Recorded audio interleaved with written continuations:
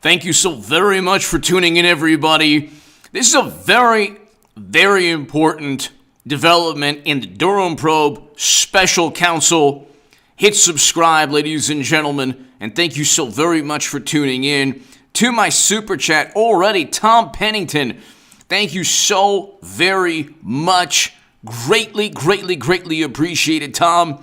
Thank you.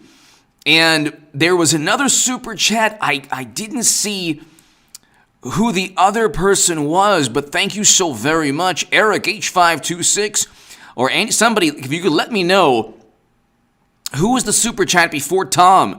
But thank you, Tom Pennington, and thank you for yesterday evening as well. Greatly, greatly appreciated, ladies and gentlemen. Thank you so much for your support on this channel. Hit subscribe. Huge development in the Durham probe special counsel. 1,455 pages from Fusion GPS and the Clinton campaign will be given. A judge just ruled, ladies and gentlemen, that Fusion GPS, the Clinton campaign, are going to have to give the special counsel documents. They're going to have to give documents that they were claiming were part of attorney-client privilege. So that is huge. It's huge for a number of reasons. Number one, there's classified data that Durham has. Number two, the classified data can be, the classified data along with the information they wanted to hide could prove everything from perjury to 18 U.S. Code 371 and 18 U.S. Code 1031. These are statutes that do not allow people to conspire to defraud the U.S. government or the American people. So if the excuse was, well, we had to investigate Trump because we really believed that he was installed by the Kremlin. If suddenly the classified data and the information that the Durham probe special counsel obtains shows that they knew very well Trump was not a risk to national security and they just wanted to set him up and frame him, that is huge. So you can go and there's a great profile on Twitter, although I don't have Twitter. I don't like the platform. I won't even be back on even when Elon Musk purchases it, although I'm very, very, very happy Elon Musk is purchasing it. But Technofog is a fantastic, is a great profile on Twitter. So let's read this. Again, Tom Pennington, thank you so much, sir. Thank you, Tom. And to my super chat, thank you. And there was a person before Tom, but I don't know who. I don't know who gave me the super chat. But thank you so very much, Eric. Everybody here, David. Everybody here. Hello, Bobby. Hello, everyone here. Hello, Tig. Hello. Ladies and gentlemen, let's get the show on the road. So, the court order granting immunity to Fusion GPSs. So, Fusion GPS has a witness. Well, actually, the Durham probe special counsel has a witness, not Fusion GPS. So, the witness will be testifying against Fusion GPS. So, the Durham probe special counsel has a star witness. There's a special agent at the Federal Bureau of Investigation who will testify as well. Then there's a researcher who worked with Tech Executive One and Michael Sussman and other researchers at, I believe, various universities that's also going to testify. So the Durham probe special counsel, within a matter of a couple weeks, including today, got a huge advantage in the Michael Sussman trial. They have three witnesses now who will testify. They have three witnesses, and they also have, Tig! Tig, thank you, sir. Thank you, Tig. I didn't see that. Thank you, Tig, for the super chat. Thank you, Eric. Greatly, greatly, greatly, greatly appreciate it. I just saw that right now.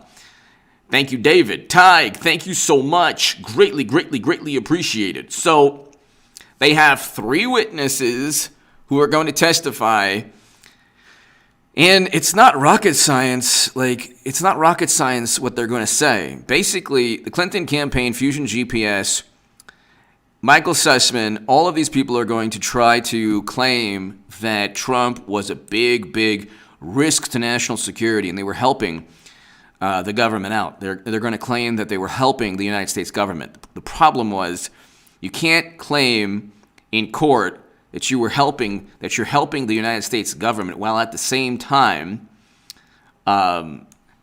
conspiring and literally paying people. So you can't pay people to obtain derogatory information on your direct political rival and then claim that you're helping the United States government with national security issues. It is not national security to protect one political party. It is the antithesis of democracy, the antithesis of national security, to utilize government agencies in order to go after your direct political rivals, which is what they accuse Trump of doing, which is hilarious because that's what they did to him. So you can't do that. Now, really quickly, we have inflation running through the roof. Inflation running through the roof. I mean, it's skyrocketing, it's soaring, and they think that a 50 basis point rate hike, the market went up today because if you can believe this, really quickly, and I have a stock market crash channel below a segment right after this one. And I did a segment on the stock market crash channel on what's taking place today. Really quickly, if you look, and I have to talk about this. This is the Bureau of Labor Statistics. Now, does this make any sense to you? This is very important. We're heading into a recession and a devastating stock market crash. Yvette Moore! Yvette! Thank you, Yvette. Thank you so very much. Greatly appreciate it, and I hope all is well. Tig, Yvette, Tom, thank you. Really quickly, Yvette, Tom, and Tig, and everybody here, they're claiming they're always wrong. So they said that inflation was temporary last year. We knew, Yvette, and everybody here, and Tom, and Tig, and everyone here in my super chat, thank you, Eric, David, everybody here, we knew inflation was not temporary. We knew that. Okay? Who was telling you, ladies and gentlemen, who was telling you? Who was the first person in political YouTube to tell you the market and the economy and everything's going to tank? Who was the first person, one of the first people to tell you, at least in terms of the political sphere? Okay? I was one of the first people in politics on YouTube to tell you that everything was going to get a lot worse, infinitely worse, and things were going to tank. And I said inflation is not temporary. In like October, I said this. And all throughout November, January, February, I wrote the article in October in the Federalist. And I said the rate hikes are not going to, the rate hikes are interest rate hikes while you have a contracting GDP. Think about that for a second. Think about that for a second. Yvette, Tom, Tig, everybody here. Think about that for a second. Does that make sense to you? Sorry. Does that make sense to you?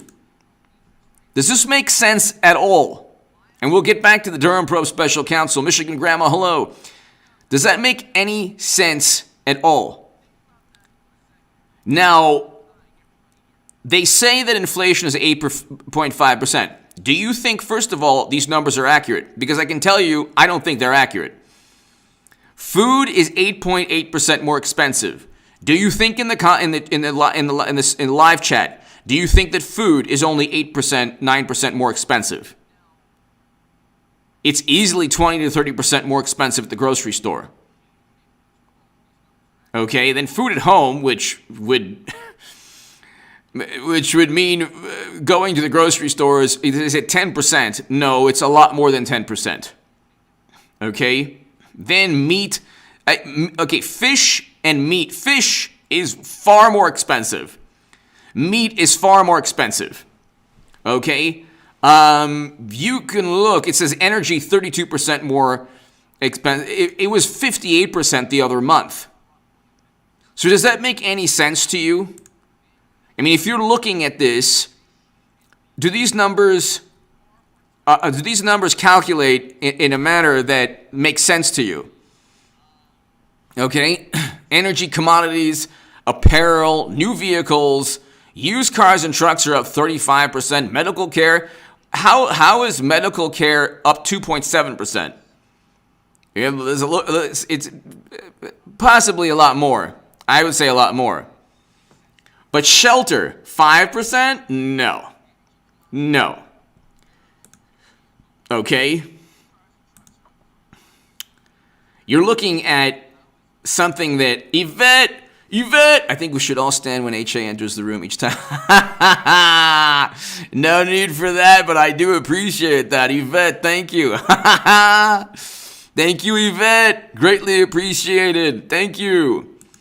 Yvette, everybody here in Australia, if you're watching in Australia or New Zealand or the UK or anywhere, in India, anywhere, in Canada, in Nigeria, anywhere, Nepal, inflation is something that you feel. Like when people talk about systemic issues and systemic injustices, and they talk about U.S. history, and notice how all these people, these wonderful, morally superior Democrats, academics, all these smartest people in the room, they're not talking about inflation. Why is that? Why is that? Now, shelter, 5% more expensive? No, that's ridiculous. Rent of primary residence? How on earth does it say rent has gone up 4%? In some places, it's gone up 40%.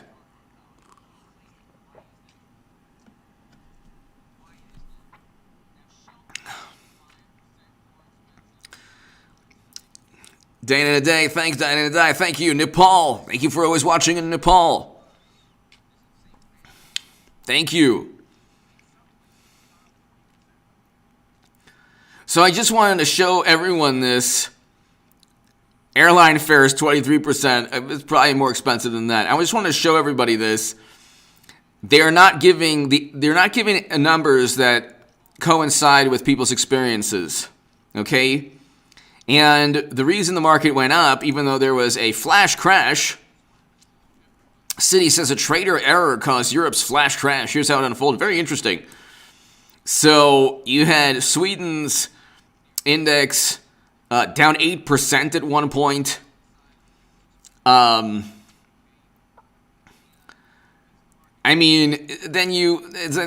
people are talking about a recession now. I've been talking about a recession for months. And when a recession takes place under mashed potato brains, Biden, what do you think they're going to say? They're going to find some way to blame Trump. The ladies of The View today blame Trump. I don't know how, but they blame Trump for Dave Chappelle being tackled by a left-leaning, activist, demonstrator, whatever. But getting back to the Durham Pro Special Counsel. So let's just read this quickly. So this is an article from the New York Post on the records, the documents, the close to 1,500 documents that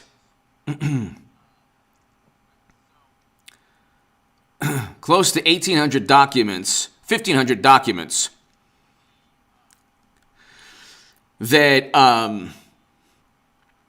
that the Durham probe obtained. So Special Counsel John Durham is pressing for access to records from Hillary Clinton's presidential campaign and others tied to a Federal Bureau of Investigation's probe into purported secret channel between Trump campaign and you-know-what country, which, of course, you can see that country is basically acting with...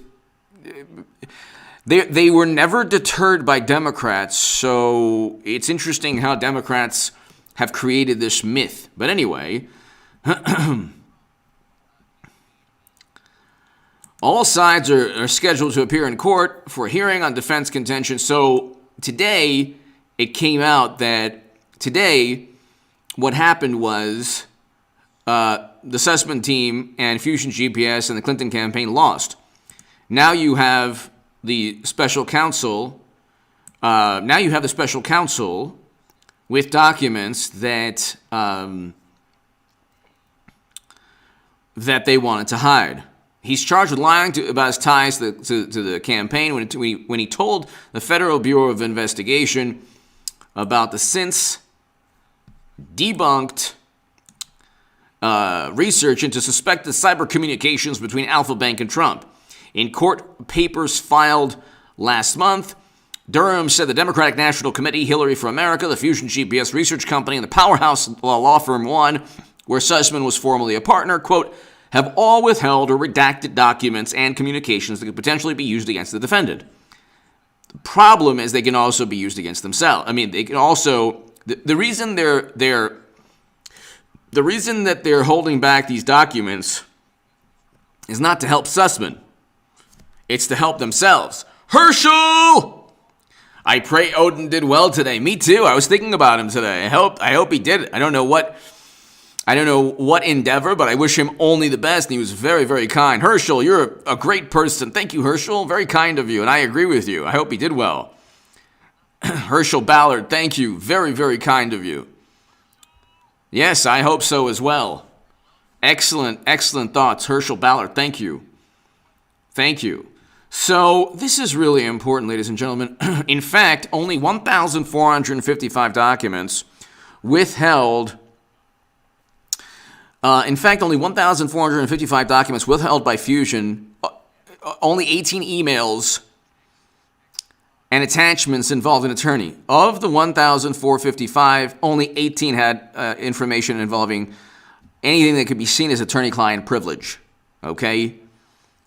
So anything that could be seen as attorney-client privilege. And so it's like,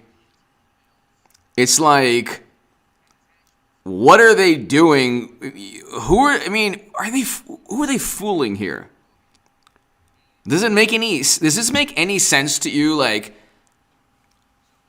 I get it that it makes, from a legal perspective, they're going to fight every step of the way, but obviously, if they can't delete emails, which they're known to do, or break cell phones with a hammer, they're going to want to hide their communication. David Allen! Hi, H.E. Keep up the great and essential work. H.E. Big fan here. Thank you, David. David Allen, thank you so very, very much. Greatly appreciated. David, thank you. David Herschel, I appreciate the kind words, David. Thank you so very, very much. I'm glad that you watched the show, and thank you so much. David, does it make sense to you? Herschel, does it make sense to you that they're going to withhold 1,455 pages of communication, which basically is going to show that they were conspiring against Trump? This isn't like rocket science. It's not like you have to really, like, when Democrats go after Trump, they make absurd leaps of logic. They make absolutely absurd leaps of logic. It's not a leap of logic to say that, okay, you utilized opposition research and funneled that opposition research into the U.S. government to get the government to investigate Trump. And then they say, why did, he was indicted for lying to the Federal Bureau of Investigation, but it wasn't an important lie. Well, Michael Flynn, we don't even know what he lied about. Because initially the reports were that the agents, Strzok being one of them, the fact that Peter Strzok tried to interrogate Michael Flynn as the National Security Advisor.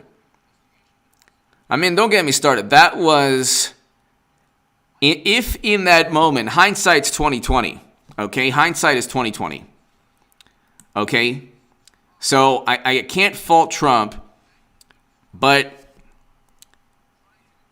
in that moment, had President Trump at that moment, had he simply said, you know what, I'm going to stick with my National Security Advisor, and if you want to get him on the Logan Act, which has never been, like last time somebody was prosecuted on the Logan Act was like 100 plus years ago, something like that. If you want to get him under the Logan Act, go ahead. But I'm not going to I'm not going to abandon my National Security Advisor because there's this hysteria What he should have done is never in a million years gotten Jeff Sessions. That was one of the biggest mistakes he made. I mean, my God almighty, Jeff Sessions became Attorney General simply to undermine Trump. Like, it took less than a second for Al Franken, of all people. I mean, it took less than a second for Al Franken to intimidate Jeff Sessions. And Sessions was then petrified that he would get indicted for lying about something that he didn't do. He didn't conspire with Sergei Kislyak. Here's the story. Trump came into office. You had the Clinton campaign, the DNC, hiring people like Sussman, Fusion GPS, all of these people. Okay? And here's what happened. Within a matter of 2 to 3 months, there was such hysteria.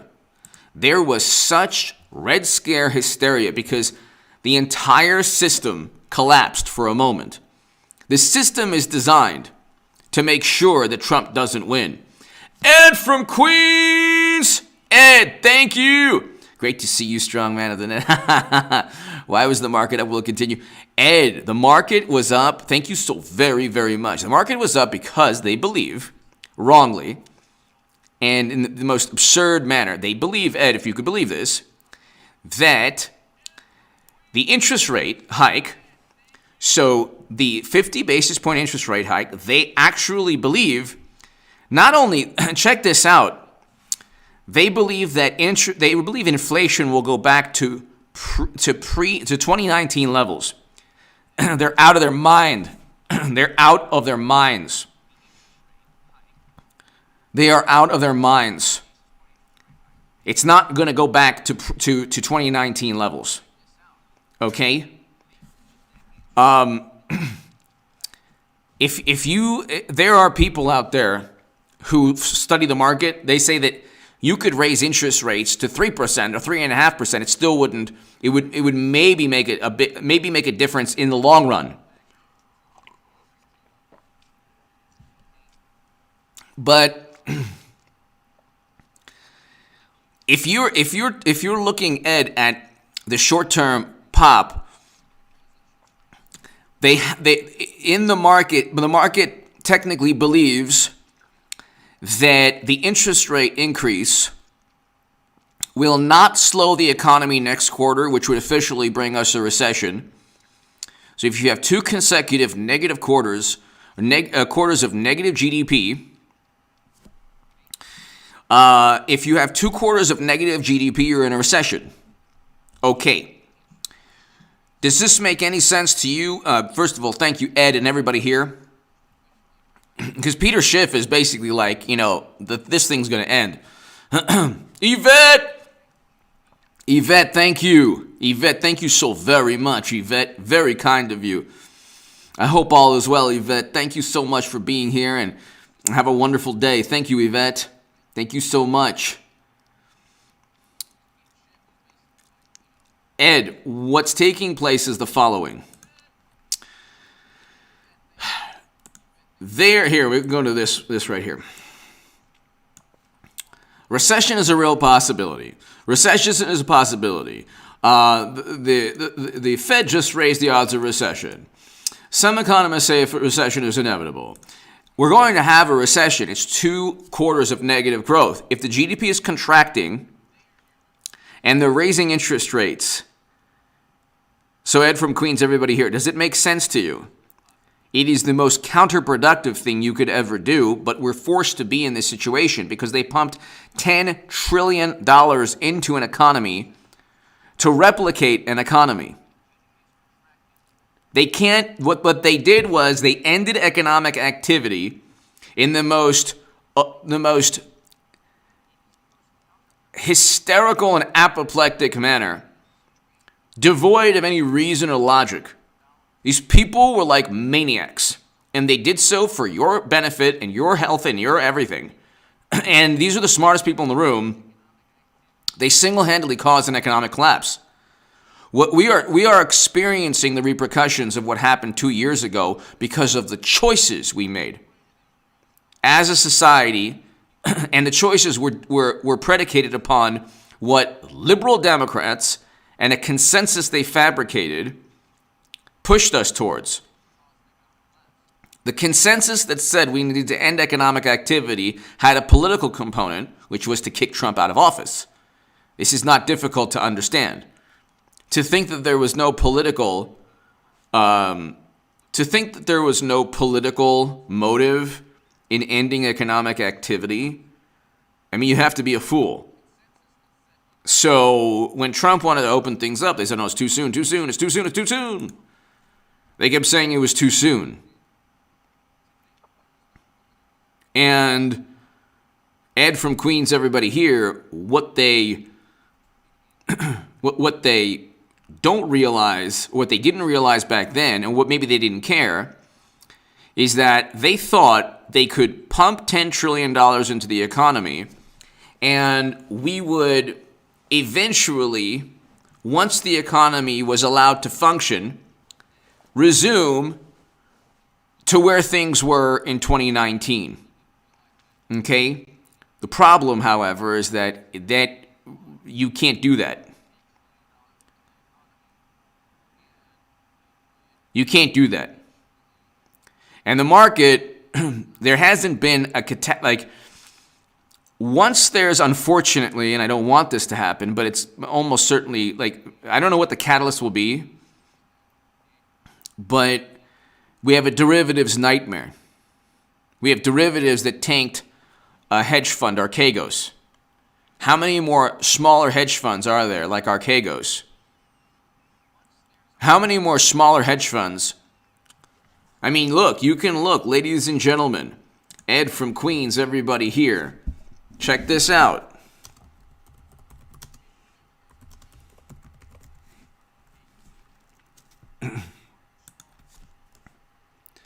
This was the canary in the coal mine.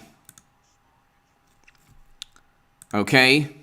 Bill Wang had $20 billion and lost it in 2 days. This was last year at around this, not around, I mean, about, in the summer. We're heading into the summer now.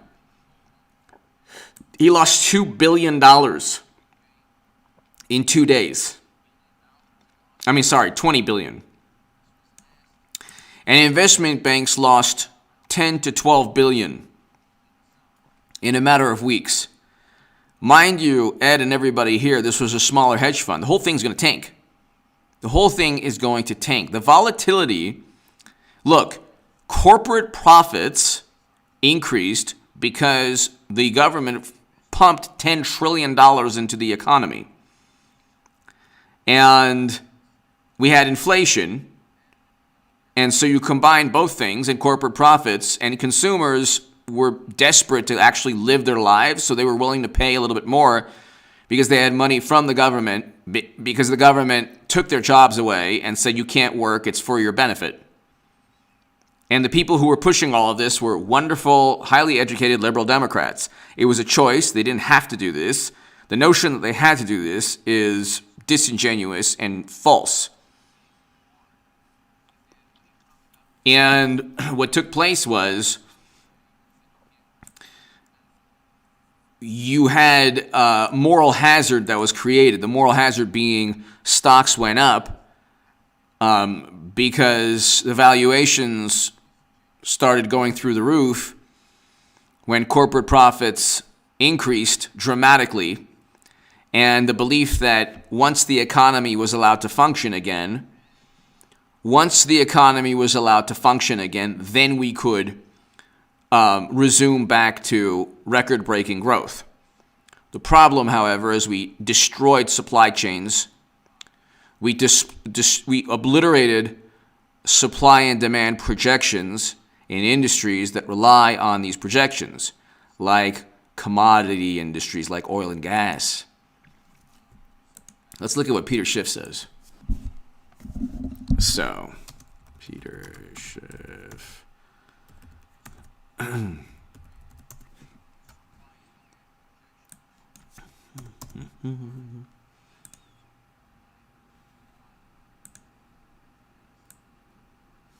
All right, so Peter Schiff probably has a pretty good take on this.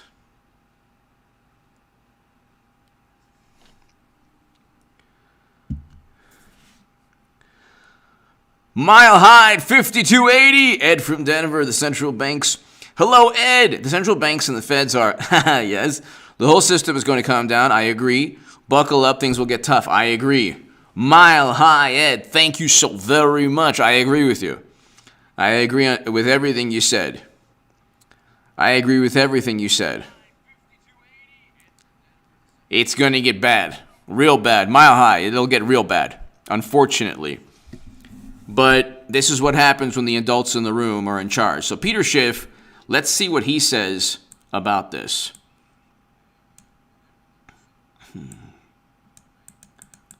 Okay, so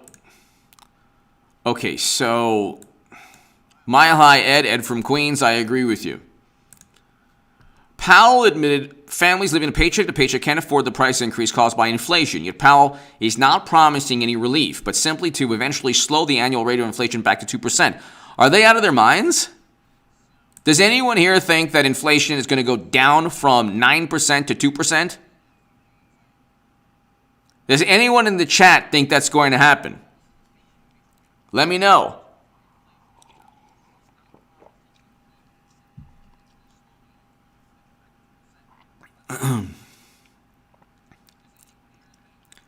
In the chat, live chat, does anyone think that we'll go from 9% to 2%? Of course not, exactly. It will never happen.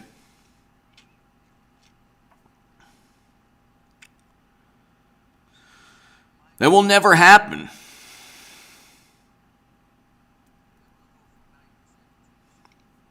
It's not ever going to happen. And so, it just simply will not happen.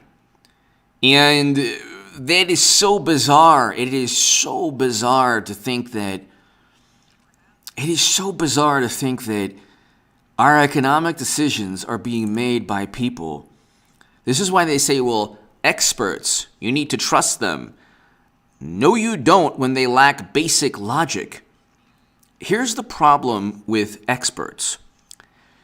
Experts are fantastic for specific, like knowledge in a specific, knowledge to be obtained for a specific situation, like to answer a specific question, and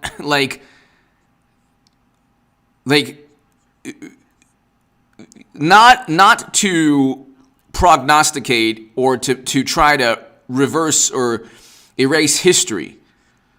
You can't say that, well, experts agree that we can get back to 2% inflation. Well, how on earth is that possible when the GDP is contracting?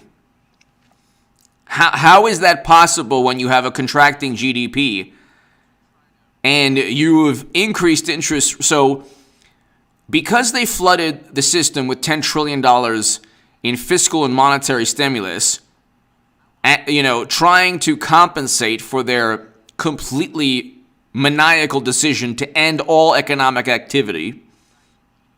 When you look at the age of those who perished and the age of the average U.S. labor force, and then you look at the decision to end all economic activity from these maniacs, how do you then justify the belief, and I don't care if you're the Fed chairman, how do you justify the belief that even though China has a huge debt bubble, the debt market in the U.S. is slowly imploding, stocks are, the volatility hasn't been seen since 2008, and they've tanked for thousands of points. I mean, you can even, today is like irrelevant. How can you say, and with contracting GDP, the GDP contracted. We shrunk as an economy. Our economy shrunk this last quarter. So why would raising interest rates in a shrinking economy, with supply chain problems and with labor shortages still in key industries, and with other countries going into a recession like Germany, and with Sri Lanka going bankrupt and other countries experiencing with geopolitical nightmares, you tell me how that's even possible. And we haven't even seen like another hedge fund that goes under, like that is flirting with disaster. This was caused, ladies and gentlemen, by one political party. So, Mile High Ed, thank you. Crazy Horse 3, I didn't see you. Thanks for the hard work, bro. You look just like my nephew. Thank you. Crazy Horse 3, great name. Great name. Thank you, Crazy Horse 3. I didn't see you. I didn't see that. I didn't see your super chat. Thank you. Thank you, Crazy Horse 3. Thank you.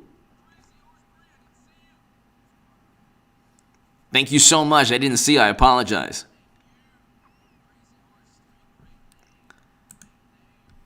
So Peter Schiff is the man.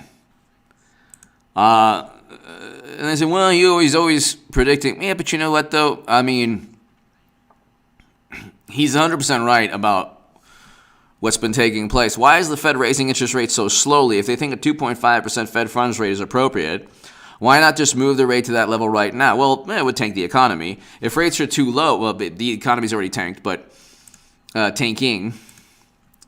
If rates are too low, the longer they remain too low, the more damage they will do to the economy. Inflation has already won.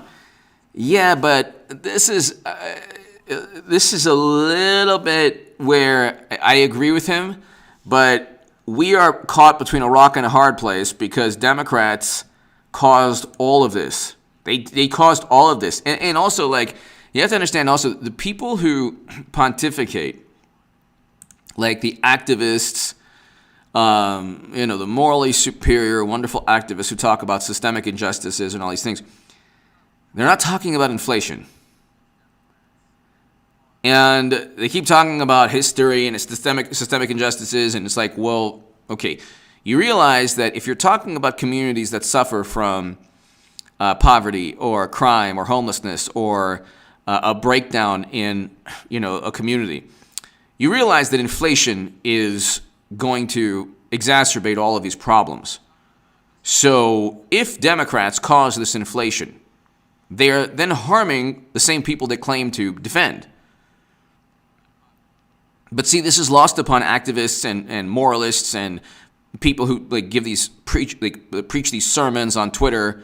Like AOC and Bernie Sanders and Elizabeth Warren have presided over the worst economic decisions of the past 2 years. They pushed for the worst economic decisions along with Pelosi, ending the U.S. economy, pumping trillions of dollars into the economy, to just duplicate or replicate economic activity from an actual functioning economy. You cannot shut down economic activity. You cannot do that. That was something I never thought would happen.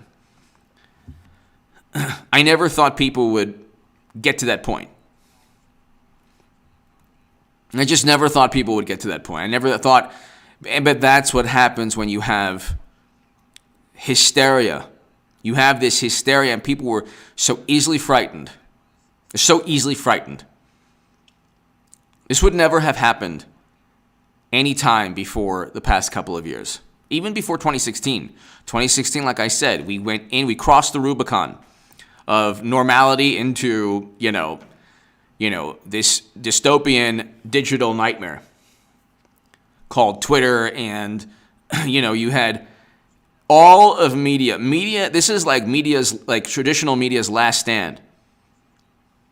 Because, publications, cable stations, they're losing viewers, they're losing influence. But the past couple of years was their last moment to try to influence society, teaming up with government agencies, whether it was intelligence officials or whether it was other issues that we can't talk about, saying you have to do this, we have to do this, it's for people's good, otherwise the sky will fall and people will perish. It's like, no, you caused all these problems.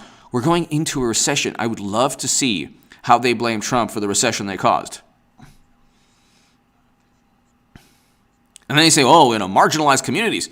You realize that marginalized communities are suffering because of Democratic policies. You're voting Democrat, and they literally caused the inflation. They caused the inflation.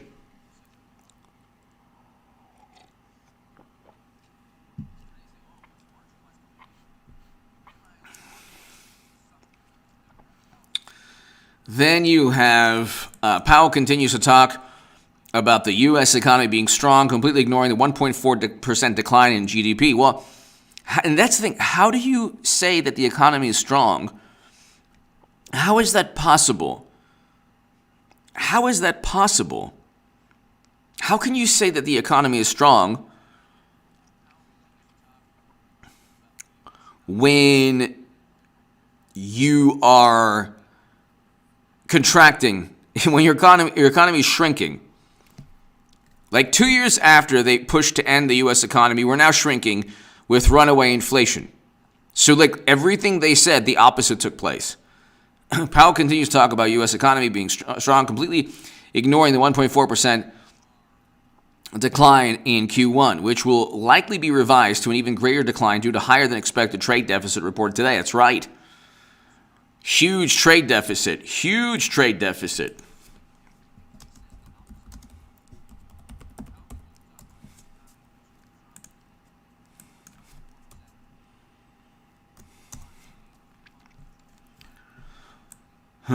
U.S. trade deficit widens, hits record $109 billion in March. Wow. It's the first ever monthly trade deficit to surpass $100 billion. I mean, can you tell me anything good that's been taking place under mashed potato brains Biden? Is there anything good? Is there anything good? I mean, it's pretty unbelievable.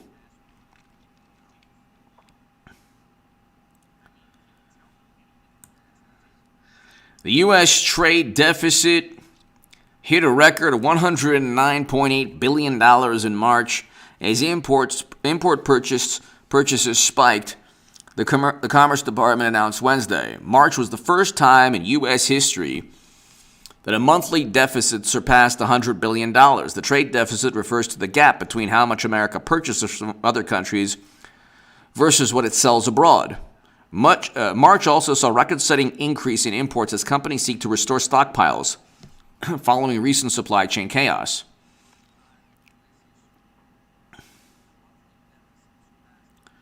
The figure surpassed predictions, which had placed March deficit at $107 billion.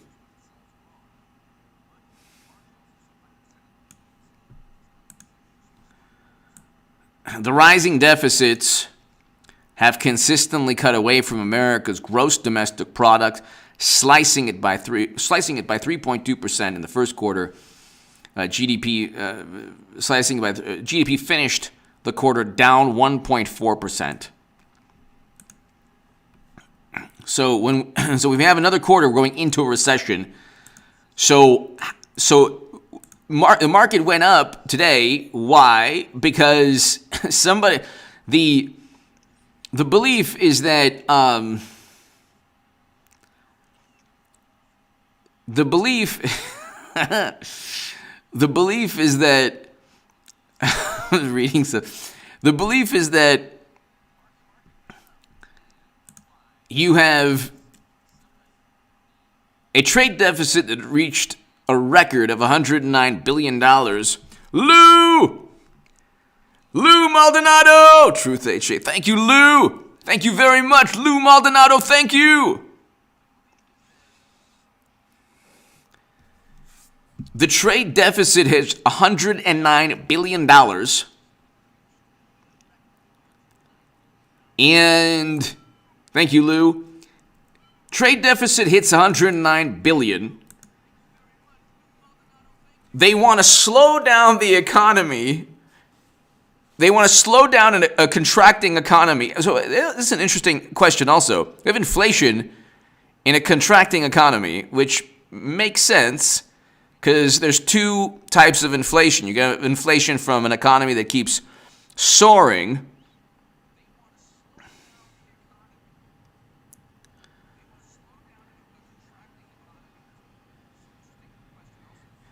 They want to slow down an economy that is contracting. Who does that? Who does that? And then you have, see, here's the political component that nobody, like, what they do is, it's an illusion. It's a sleight of hand. You can see what's taking place, but the political and the propaganda spin is, well, we have to focus on how U.S. history has harmed communities around the country. It's like, whoa, what about your policies harming them literally this month? What about your policies harming communities this month? What about them? What about your policies that you claim to be so wonderful? And it's like, it's like everything they touch is, they cheat Bernie Sanders, they cheated Bernie Sanders, and then get 3 Supreme Court justices that are conservative. And, I mean, you can look. Here he goes on and says, Powell continues to talk about U.S. economy. Okay, so, Powell defined a neutral rate as being 2 to 3% in an economy with 2% inflation. Yeah, but we are not an economy with 2% inflation. We have official inflation at 9%, and actually inflation much higher than that. Yet Powell refuses to state what's neutral in our high inflation economy.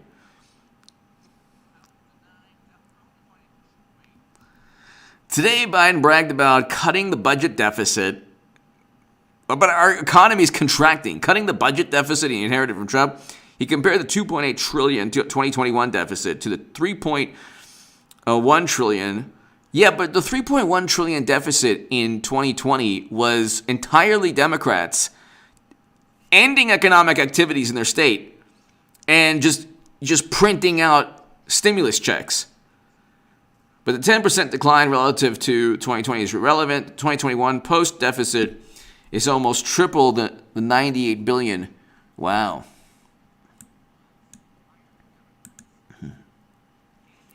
Why do people insist the inflation we have today is not as bad as the inflation of the 1970s, when it's actually much worse?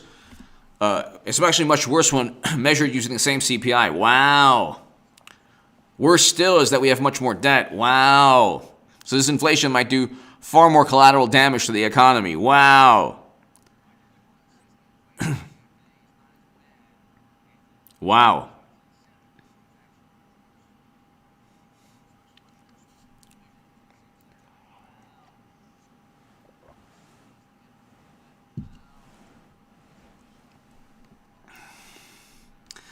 The Fed is not raising interest rates to slow the economy. The economy is already stalled and is likely in a recession. It is in a recession. The Fed is raising rates to fight inflation, but the hikes are too little too late to do the job. But they're enough to weaken an already weak economy. This is true. See, this is actually a lot more accurate than anything AOC says. But AOC will be like, you know what? Rich people are mean. And it'll be like 50,000 retweets. Peter Schiff will say this, and it's like, it's true, but it won't get the same type of, I also love when they blame what happened in Trump's last year of his presidency. Like, they'll blame what happened in his last year, the last year of his presidency. It's like, you know what? Are you kidding me? Democrats pushed for everything that happened in Trump's last year. And anything he didn't do that they wanted, it was like, oh my God, people are perishing because of him. Then more people perished in mashed potato brains the first year, and they said, well, there's no federal solution. What do you expect? What can you do?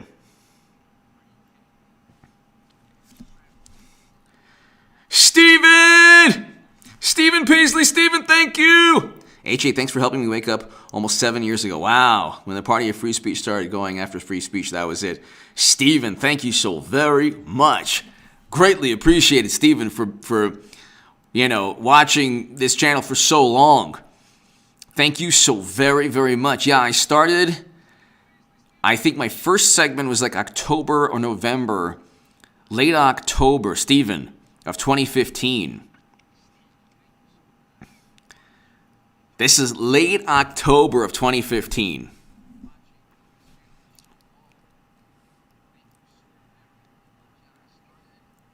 Do you want to go down let's go down a trip down memory lane. Actually, you know what? Steven, I was going to go play one of my first videos, but it's me as like a cult member of the Democratic Party, but still saying that Clinton would lose. So, Steven, thank you so very, very much. Yeah, once they became, Steven, everybody here, thank you again, Steven. Once there was this religious dogma, so here, let's look at AOC. Let's go. Bernie Sanders. Let's see here.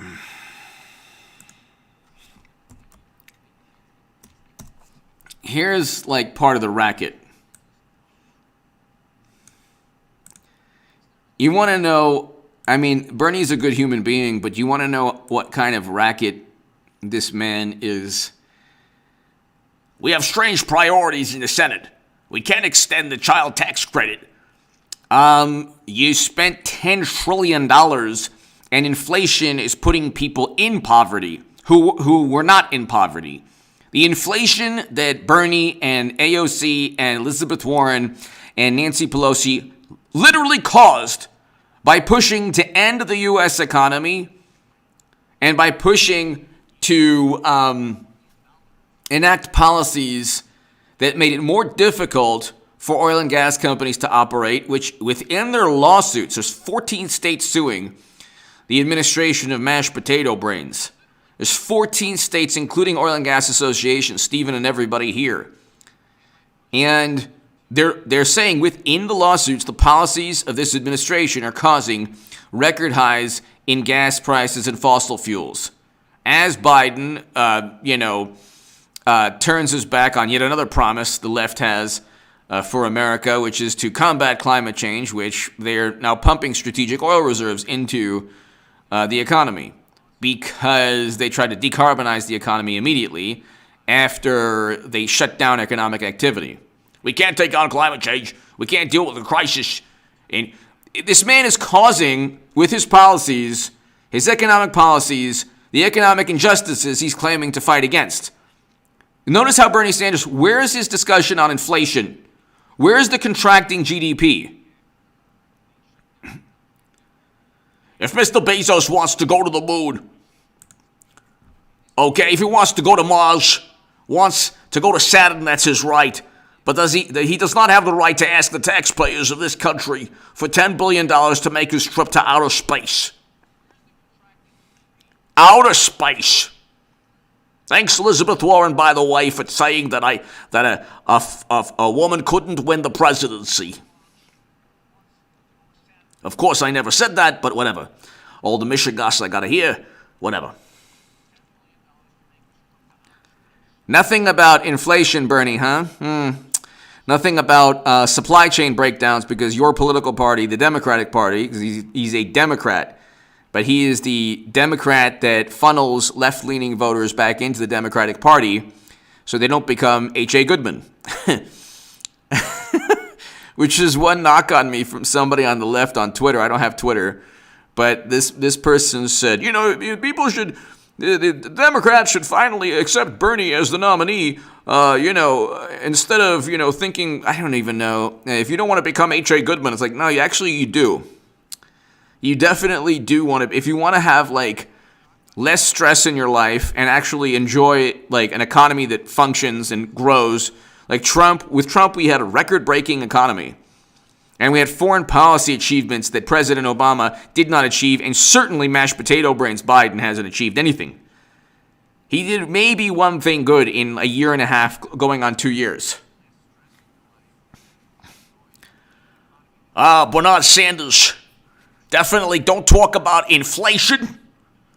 Don't talk about contracting GDP of 1.4%. Don't talk about the U.S. trade deficit hits $109 billion. Talk about Jeff Bezos and his quest to Uranus.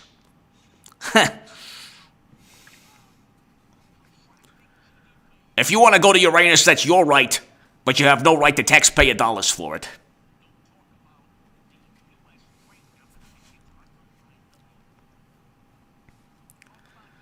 Not one mention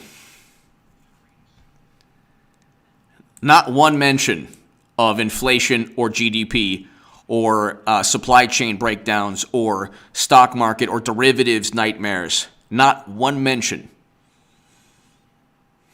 It's a racket. The biggest racket of all time. All the money that Bernie gets, he goes, I collected $200 million. Maybe you can make a Musk dossier about how Elon Musk had romantic relationships with Martians on Saturn and Pluto. Maybe if John Brennan finds a Musk dossier, he won't buy Twitter.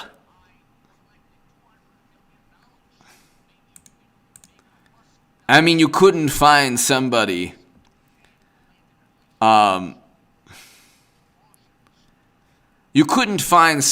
with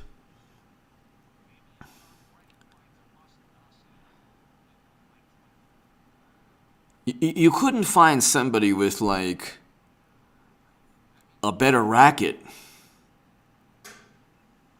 This is like an unbelievable racket.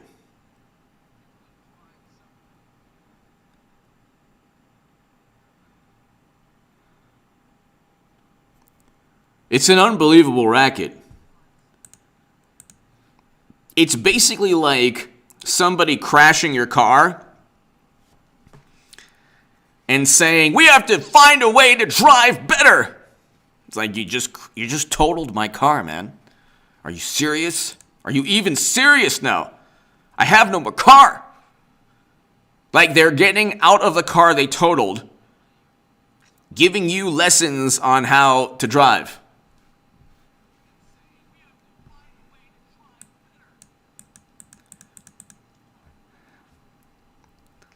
This is the racket also. In Denmark, McDonald's makes $22 an hour and they drive a Ferrari and they have a Learjet. We don't get bupkis. McDonald's workers in the U.S., nothing. Are you kidding me? And it's like, okay, well, you're not really focusing on the trade deficit or the GDP going into recession. Like, here are the words you will not hear on Bernie's timeline. Recession, inflation, GDP contracting, supply chain breakdowns, derivatives nightmares, hedge funds. You won't hear any of these things. Loss in real wages of 2.7 to 3%. You won't hear any of these things. You won't hear any of these things. It's the biggest racket of all time. All you'll hear is, oh yeah, economic justice, man! Well, why is everything tanking when Democrats are in office? Well, lots of things, not our fault. It's all a commodity, man.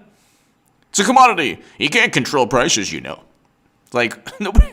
Yeah, we know that. Mashed potato brains can't even control, where how to get out of a room.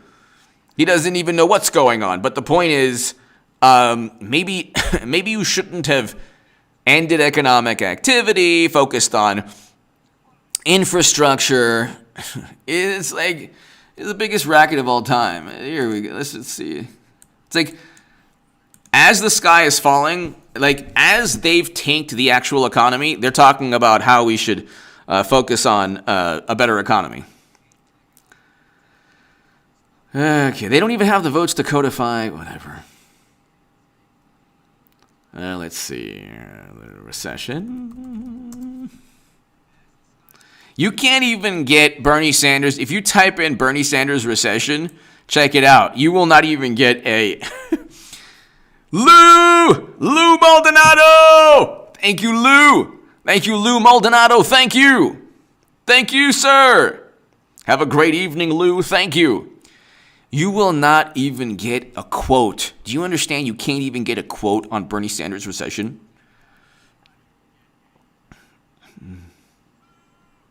Oh, here. Maybe is there this? Did he say something about a recession?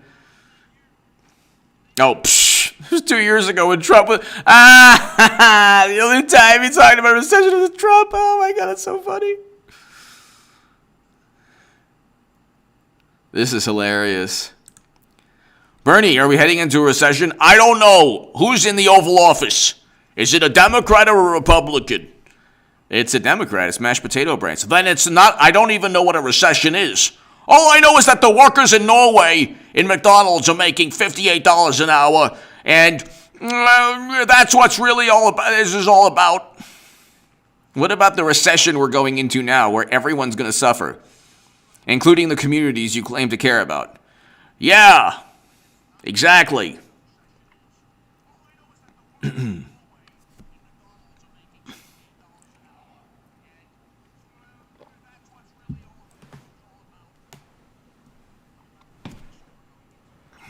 Okay, so oh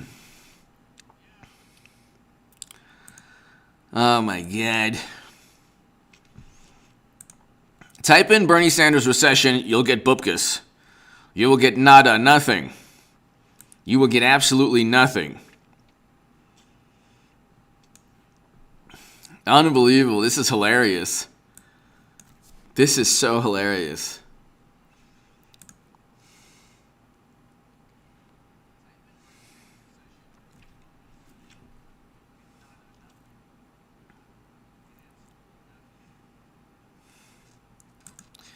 This is a hilarious article. Like, Fed calms recession fears with rebuff of 75 basis point rate hike. Well, how is that? Okay, so they're not going to raise. They raised it 50 basis points, and so they're not raising it 75, but 50 is okay. That will do. Actually, it'll do so good. It'll be wonders for an economy contracting by 1.4%, because it'll actually slow inflation just enough to where we might have 0.1% economic growth next quarter, or maybe negative 0.1%, but it won't be that bad. I mean, this is absolutely hilarious. This is absolutely hilarious.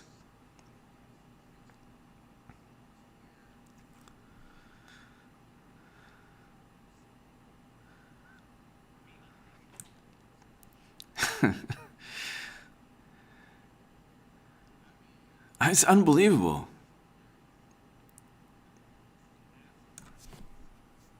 So they didn't raise interest rates 75 basis points, and the positive is that they only raised it 50 basis points. And so that is why the market went up when the market shouldn't have gone up. Are you kidding me? This makes no sense at all. None of this makes sense. We are heading towards a devastating stock market crash. And we've seen the market tank and the economy tank. I said everything would be worse, and it's getting worse. That's why, as I beg for super chat, I will very likely do another live stream tomorrow evening. Very likely, but I'll try to do more of these this month. They're really fun, and you guys are great. So, let's see here.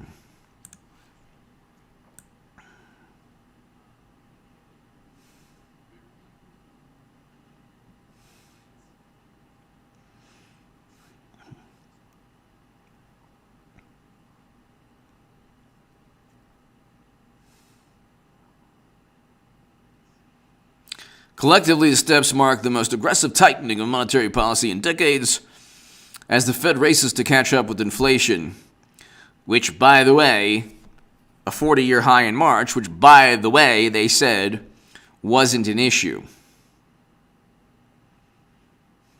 So, they said don't worry about inflation last year. Now they're like, don't worry about a recession. Soon they'll be like, don't worry about an economic collapse and stock market crash. Everything they say don't worry about, it, the opposite takes place. So, ladies and gentlemen, thank you so very much, people. Thank you so much. To my super chat, I cannot thank you enough, everybody. I can't thank you enough. Thank you so much, everyone here. Lou, Steven, Mile High, Crazy Horse, Yvette, Ed from Queens, David, Herschel, Tom, Tig, everybody here. Thank you so very, very much. We will talk more about the Durham probe. Definitely, I'll have an upload first thing tomorrow morning, or it'll be afternoon your time. I did speak about the Durham probe in the first 25 minutes or so, and then we went into the economy. But ladies and gentlemen, thank you. I really appreciate your support, everybody, and I want to thank you so very much. Have a great, great evening, everybody. And I will see you, David, Eric, everybody here, thank you. I will see you all tomorrow. I should have a live stream tomorrow. I'm not 100% sure, but definitely check out the upload on the Durham Probe Special Counsel tomorrow in the early afternoon. Rogue Thought! Rogue Thought, thank you. Thank you, Rogue Thought, thank you. Greatly, greatly, greatly appreciated. Thank you. Look at this. Thank you. Rogue Thought, thank you so very, very much, sir. Thank you. Greatly, greatly appreciated. Nuna, God bless you and thank you. Thanks, everybody. Thank you so very much.